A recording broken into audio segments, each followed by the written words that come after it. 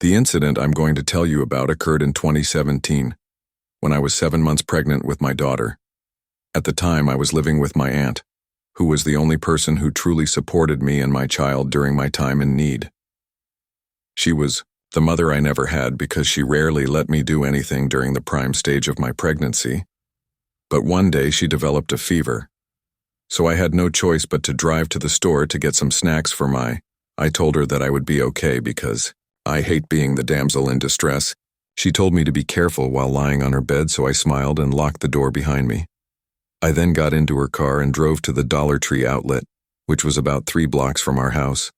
Once I arrived, I grabbed a shopping cart from the corner and began to wander aimlessly through aisles in search of some snacks, but as I did, I couldn't reach the chips on the top shelf no matter how hard I tried. Weight made things challenging for me. Then I heard someone say, "Let me help you." And when I turned around, I saw an elderly woman with a kind smile standing behind me. She stroked my cheek, then looked about with perplexed eyes as I smiled back and shifted to allow her to get the chips for me. After she gave them to me, I smiled once again and thanked her. "I don't know where your hubby is, sweetie. Have one." And then the child's father, who isn't in the photo, scowled as she realized I was alone. She then glanced around once more before saying in a worried tone, "You shouldn't wander around alone in this condition." "No, my aunt takes care of me, but she fell ill. That's why I had to come here today." "All right. So how long have you been living with your aunt? For a few months now, and how is your situation?" I tried to move past her by this point because I was starting to feel a little uncomfortable with her questions. But she followed me like my shadow down every aisle and asked me different questions. I told her about my parents and everything else she asked. And now I realize how foolish that was, but at the time I thought she was only worried about me. She continued to give me advice and suggestions about how to take care of the baby and me. And there was one thing that unnerved me. There weren't many people in the Dollar Tree outlet when she spoke, and her eyes were constantly moving and watching everything I did. I grabbed some juice boxes when the woman leaned creepily over me and said, "For your cravings, huh? If I were your aunt, I would have taken way better care of you. She already takes good care of me. Well, you are here alone, and this condition proves it." Otherwise, the old woman kept making fun of my aunt for not being a good guardian. I tried to shake her off, but she didn't get the hint, so I ignored her and started to walk away. The old woman followed me again, but this time things started to get spooky.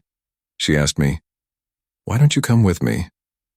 out of the blue, and kept grinning at me as if it were perfectly acceptable to say "pardon me" to someone you just met in a department store. "Could provide excellent care for you and your child. I have a large farmhouse on the outskirts, and I promise that you and your child will have the best life." I turn to leave, but the elderly woman stops me by grabbing my cart.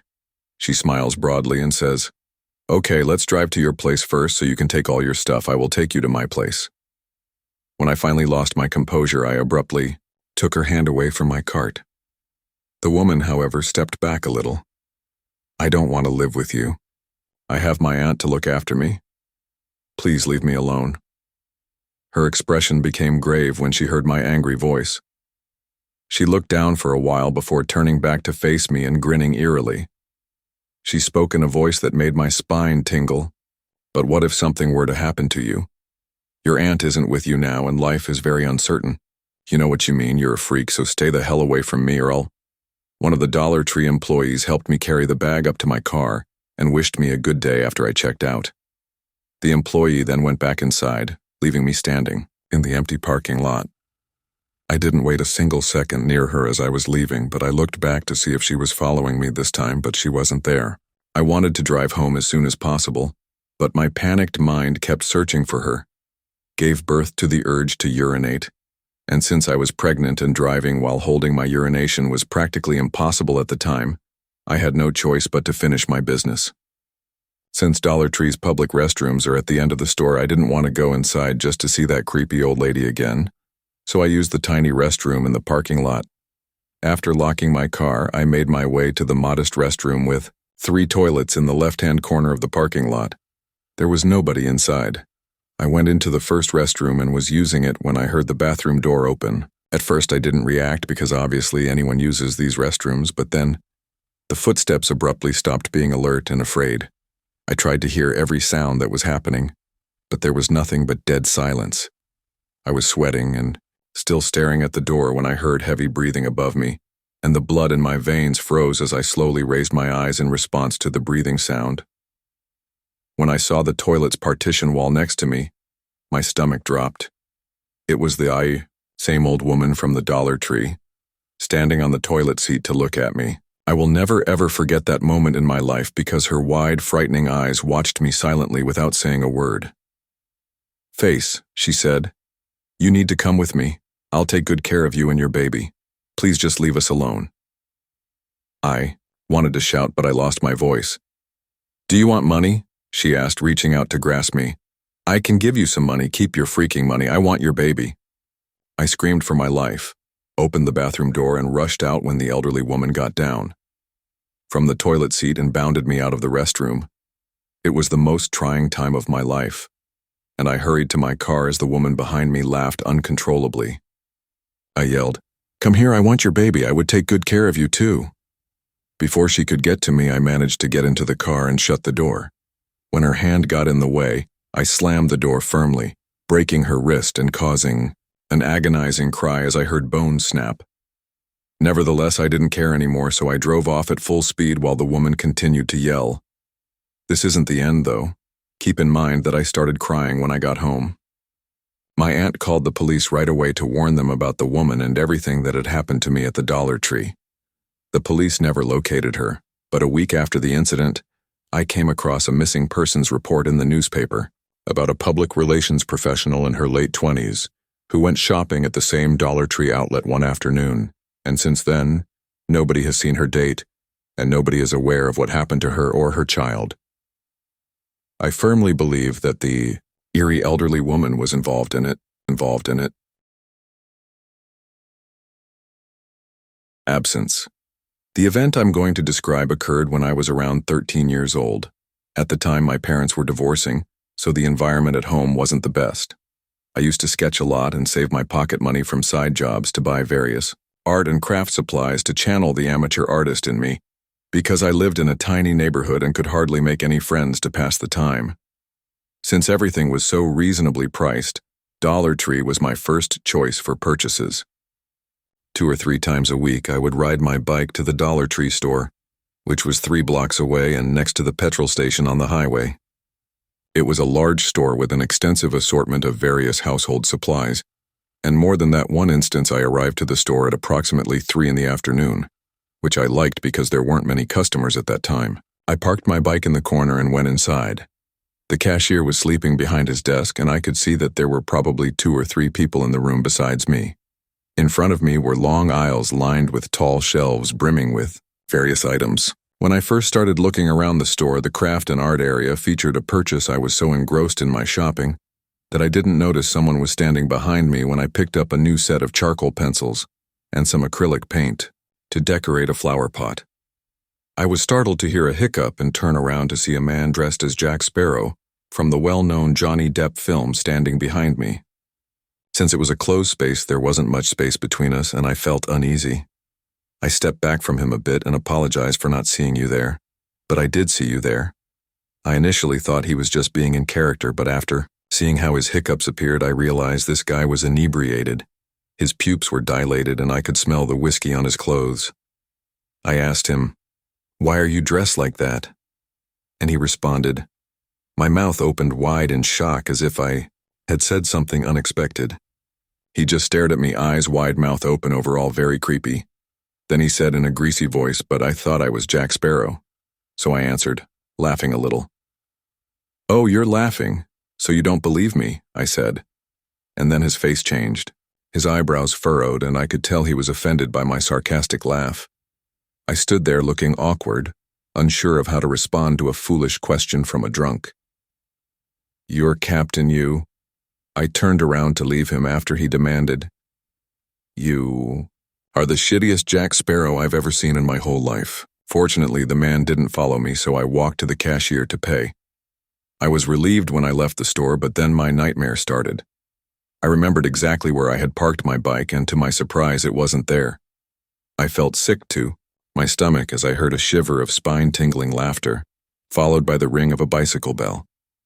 It came from the dim parking lot some distance away, and I was determined not to walk home without my bike, even though there was no one around to whom I might turn for assistance.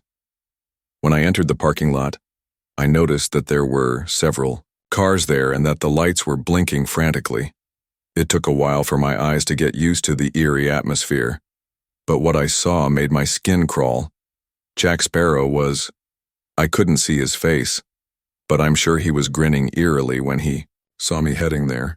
He screamed, "You need to find yourself a girl, mate." And then he pedaled faster, almost like a bullet was fired directly at me. I had had enough, so I screamed and began to flee for my life.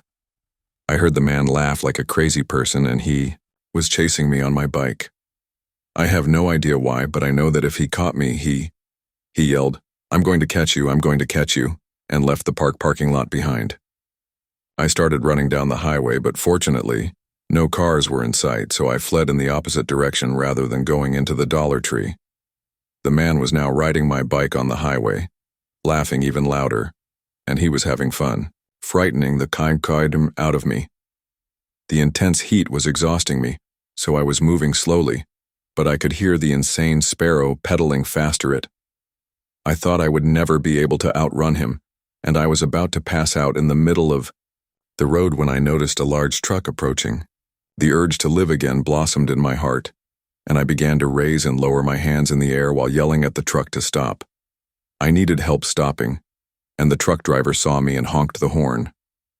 The man had stopped pedaling as I turned around, and he glanced at me before turning to face me, the truck, and then back to me again, knowing that the truck would stop for me and that I had nothing to fear. His angry eyes were burning with hatred, and the evil joy left his face. He slowly got off my bike and kicked it to make it fall on the concrete road. My bicycle's bell broke, and he fled into the woods. When the truck driver picked me up with my bike, I was exhausted, covered in perspiration, and gasping for air. "Please just take me home." When the truck driver dropped me off at my house, I thanked him for his assistance and went straight to my room. I didn't leave the house for over a week, and every time I heard a bicycle bell, I pleaded with him except for showing me the route. I felt chills. I never told anyone about this event because they would never perceive it as a threat. Instead, they would think the insane man dressed like Jack Sparrow was only making jokes. Not a night passes that I had a bad dream about that crazy guy riding my bike and pursuing me in a Jack Sparrow. $1 store for around 6 months a few years ago. After a few months, I would occasionally work alone because we were constantly looking to hire more people, but fortunately, it was never too bad when I was working alone. I worked mostly night shifts until closing, which was at 10 p.m. The store was in a quiet area, and one quiet night when I was working alone, it was raining a little and sprinkled intermittently. Because after 8 p.m., windows facing the IR parking lot were located in the front of the business where the check lanes were. We barely had any customers that evening. The rain must have kept everyone indoors. I kept myself occupied by doing little chores, organizing things, and using my phone. The last hour always seemed to drag on forever, but it was also comforting to know that I would be returning home this evening around 9 p.m. We had no customers at 9:15 p.m., which was okay with me because I always got a little anxious as the lone employee on duty when someone arrived late at night. However, at approximately 9:15 p.m., I noticed a car pull into the wet parking lot. Up until that point, my car had been the only one there, and it was an older vehicle. I saw a man who was somewhat larger and wearing a gray and red baseball cap and a blue raincoat get out of a dark blue four-door sedan that had parked in the nearest spot. He went into the store and proceeded down one of the aisles. I remained by the register at my check lane and checked my phone. After a few minutes, I noticed the man moving along the aisles toward the front of the store. He appeared to be idly surveying his surroundings without having any items in hand, and quickly disappeared from view. He then slowly made his way to the front. I glanced over and briefly made eye contact with him to be friendly. I grinned and said hello, but he simply turned away before slowly making his way to the exit and leaving the store. By 9:30, I was back on my own again after watching the man get back into his car and drive off. I strolled around the store and made sure that everything was in order. Then I decided to clean the floors now so I could leave right at 10 or... Luckily for me, nobody came to shop as I did. So this took me until about 9:50. Then I went back to my check lane and went on my phone for the remaining 10 minutes. I was checking the time on my phone every minute so that I could close right at 10 p.m. at 9:58 p.m. I had a bad feeling when I saw a car pull into the parking lot, but then I noticed something. It was the same car that had just been there. There was no mistake because it was an older-looking car that was a little odd. The man who had been there about 30 minutes earlier was back, but this time he parked directly next to my car instead of near the store. I had parked a little further away and against a curb. Car closer to me, so his car was largely blocking my view of my car. I found this to be a little odd, and I reasoned that perhaps the man had dropped something on the ground while he was in the store and returned to retrieve it. I'm not sure why, but that's one theory that crossed my mind. The man did not exit his car as I had anticipated, instead remaining inside with the engine running at 10 p.m. Now that it was time to lock the doors, I approached them while continuing to watch the vehicle in the parking lot. I was a little concerned that he may leave as I got close to the doors or something, but he didn't. I managed to get to the front doors and close them, and then I went to the back area to end my shift. After doing so, I went back to the front in the hopes and sort of expecting to see that the man had left because he could see that we were now closed and that I had just locked up. But the car was still there, looking as if the man was still inside. I had a terrible feeling that he had chosen to park next to me when there were a dozen closer spots, and I considered simply leaving my vehicle and heading out, but my gut told me not to, because what if the man was waiting for me? I chose to wait inside and hoped he would go. I sat inside my check lane, checking my phone every minute or so to see if the guy had left yet, but he was not. After half an hour, it was 10:30 at night, and the man was still parked directly next to my car. I made the decision to text my best friend Brina, who just so happened to she offered to come and pick me up in her car after I explained the situation, and I accepted. I told her to drive straight up to the front doors, but my car and the man were much farther away on the backside of the parking lot. She told me she was leaving, and 5 minutes later I saw her car pull into the lot. I then walked to the front of the store and left, and as she pulled up, she stopped for a moment to let me in the passenger seat, and then swiftly drove off. Fortunately, the man did not follow us in his car, so we drove back to Brenda's house, and then back to the Dollar Tree. A short while later, the man's car was gone, and after that incident, I was able to get into my car without incident and drive home. I'm unsure of what the man was doing. Was he waiting for me to reach my car, or did he have a plan, didn't need to learn?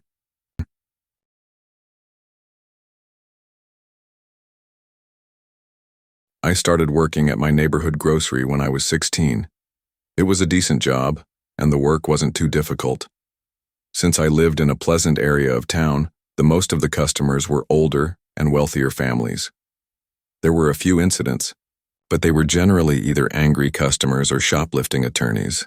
I worked there for nearly 3 years until I was 18, till June 24, 2008, when I did an 8-hour shift. Shift that lasted until 11. Everything went well for the first few hours, but at 6 o'clock it began to rain. It wasn't just a drizzle, though, it was a downpour.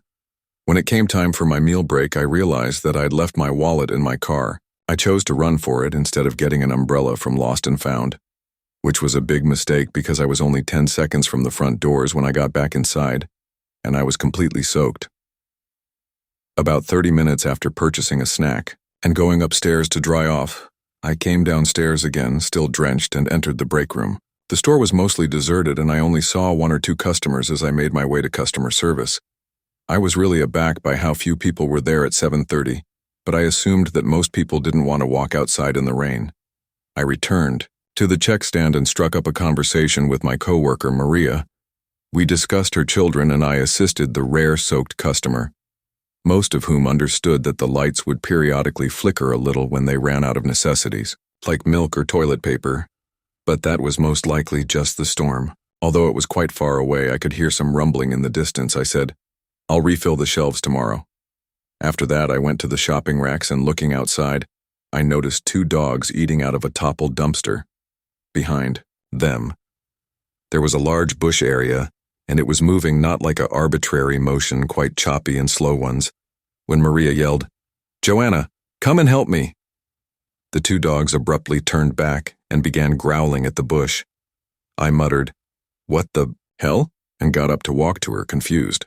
I thought I saw something emerge from the bush, but it was moving so quickly that by the time we rearranged the aisles and returned to our seats, it was 15 minutes past closing time. We called Victor, who was our night watchman. When the cleaning man arrived, he began wiping the floors. Victor was also our handyman, living in a small garage behind the supermarket. He came mopping the floor next to my stand and said, "Oh good, you look a little worried." "No, it's nothing, I'm just tired." I said, "Okay, I'll make it quick then, thank you." And I began packing up my belongings while Victor went to finish his work. Victor was always kind to me, and we dated for a while. Anyway, as I emerged and stood directly next to the exit to smoke, I saw that the highway was deserted and encircled by woods. The streetlights added to the ambiance, and as I flickered the smoke, I saw 2 enormous yellow eyes staring at me from that bush. The eyes blinked slowly, stopping my heartbeat. "You left your phone on the desk," Joanna Victor was shouting for me as I turned around, so I hurried inside as quickly as I could, shut the door after me. The lights went out after a massive lightning strike. What a night. "I'll light some candles." "Lighting the candles and keeping them on stands," Maria stated. The silence was broken when Victor sat down by a window and started a cigarette. "What did you say?" "Something is out there," Maria inquired, and I replied, "I believe something ate those dogs because something is outside." "Or Joanna, I'm not sure what you're saying." "Believe me, people, there is something wicked out there. There is a creature that looks like a cat but is enormous. It's most likely a cat that you frightened yourself with." With a flashlight in one hand and a mop in the other, Victor went outside, and Maria followed him since she had nothing else to do. Victor responded, "No, Victor, I know what I saw. Fine, I'll go check it out." "No, don't." Selection. We emerged, and I had to follow them. Victor poked the bush with the end of the mop and then threw his flashlight on it, and as soon as he did, my blood froze. From the bush, a partial head of a cat-like creature appeared. Its eyes watched us, and its long, sharp ears protruded like antlers. "Hey, kitty, are you hungry? What the devil is that?" Maria warned her not to approach it too closely, but Maria ignored her warning as she approached the bush too closely. At that moment, the power was restored, and the large lamp post above the bush flashed on. We all went numb with fear. Behind the bush, there was a massive animal that was nearly as large as a lion, but it had a slender body without fur, like a sphinx cat, but strangely had hair on its face and a thin layer of fur around its neck. It had a huge, drooling jaw that opened and licked its lips with its enormous teeth. Animal, but it was able to stand like a werewolf. I ran to the store after Victor threw the mop at it out of fear, but before Maria could flee, the creature threw its sharp claws on her flesh and grabbed her by the other hand. It was terrifying to watch, but there was nothing I could have done to help her. Doing so would have resulted in my own demise. We entered and shut the glass door, but I knew it wasn't enough to stop this. In addition to killing us, the beast devoured our colleague, used one leg to wipe the blood from its lips, and then slowly vanished into the woods. The police looked into Maria's death as a missing person case, but her body was never located and never will be. All I can hope is that none of you ever encounter that creature in your. A few months ago, I was shopping at my neighborhood dollar store.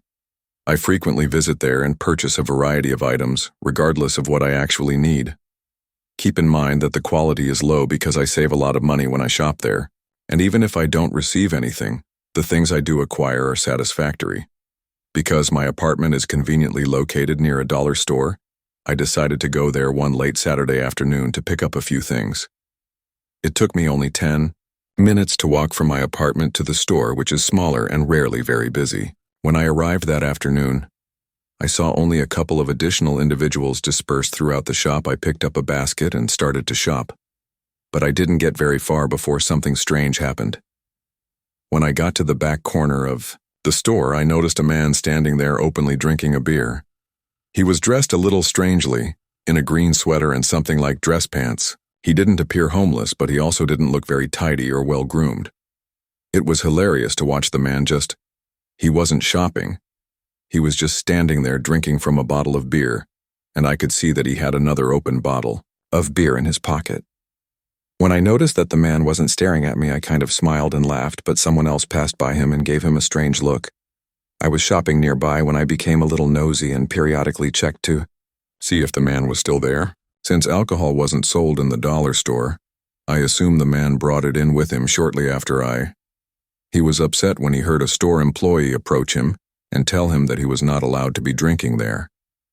There was a brief argument before he stormed off, and although he didn't appear to be very inebriated, I suppose he could have been. It seemed odd to enter a store with a beer like that. Perhaps he was playing a practical joke. I finished my shopping and went to check out, getting maybe 5 items, and the cashier placed them all in a. After paying for my bag, I started to walk home. I was on the sidewalk about halfway back when I noticed the man who had been drinking in the store standing by a mailbox drinking one of his beers. He was glaring at me as I approached, and when I was about 10 feet away, his eyes were still fixed on me. I asked him how he was doing, and he continued to look angry before cursing at me. I was shocked, so I chose to ignore him and just walk by him. However, as I was leaving, the man asked, "Where do you think you're going?" I replied that I was going home when I heard his footsteps getting closer. When I turned to face him, he appeared even more irate. I explained that I didn't want any trouble and was just trying to get home when he began cursing at me once more. I assumed he must have been intoxicated because his speech wasn't slurred, but there was no other way to explain his unpredictable behavior. I turned to continue walking home, but the man grabbed I wrenched away and started running when he grabbed my shoulder and pulled me back. The man started chasing after me, but he wasn't very quick, so I sprinted all the way back to my apartment and entered. Fortunately, he stopped after me just before my building. After that event, I realized I need to be a little more cautious. I'm not sure what the man's issue was, but I hope not to see him again. I had never felt uncomfortable in my neighborhood before.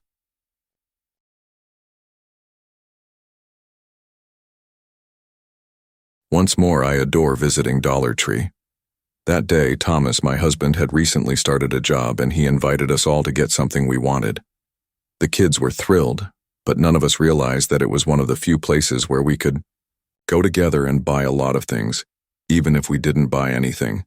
It's a great family outing because the kids have a great time, and we can go out without feeling pressured to spend money. Our 2 children were very excited when we walked into the store, and before we could ask them to stay with us, they ran to the toy section. Martin, our oldest son, bought a helicopter, and Gwen grabbed a warplane. It was obvious that they had agreed to buy similar toys before they arrived, which made me laugh a little. I was happy for them when Thomas chose a screwdriver, and I was thrilled that I would finally be able to purchase a picture frame that I had seen a few weeks prior. I could have purchased it sooner, but when you're having trouble putting food on the table, every dollar matters. I went to get it last in the store, and I was happy to think that I would put it next to my bed and look at the family photo every night before I went to sleep. I went joyfully as a child to get it, but as soon as I did, a woman shoved me and violently pulled it out of my hands. "Hey, I saw it first. Get your dirty." "Poor hands off of it," she snapped. The woman was big, stocky, and athletic, and even though she was wearing gym clothes, you could tell that they were well off. "I saw it first, so how dare you push me like that?" "No, you grabbed it first, but I had seen it before." "I won't argue. With a low-class cockroach like you, go make your husband lunch because I'm a person just like you, and nothing gives you the right to treat me disrespectfully. My issue is cooking, for it's amazing that your kids aren't in a zoo and that your husband doesn't do the cleaning. You should be grateful that I touched you while you were wearing your supermarket clothing." "My patience had limits," she remarked, smiling broadly and maliciously. I think of myself as a very composed woman who always strives to reach a consensus, yet I lose my temper when someone mistreats my family. I was so angry that I smacked her, grabbed the photo frame from her hand, turned around, and walked away, saying a few final words to her before the confused looks in Thomas's and my kids' eyes. "Oh, and don't go shopping at Down Our Dollar Tree if you're extremely wealthy." The woman simply stopped, her face flushed like a tomato, and she began taking deep breaths. The woman had transformed from a random Karen into a furious gorilla that could attack us at any time and was uninterested in our act. Her wrath was growing with each second, and the veins in her face were starting to bulge more and more. I just joined my family and continued to walk. "Wow, nice to meet you," said Angela Thomas. "Shut up," she said. I would never let a resentful witch like that mess with my beautiful family.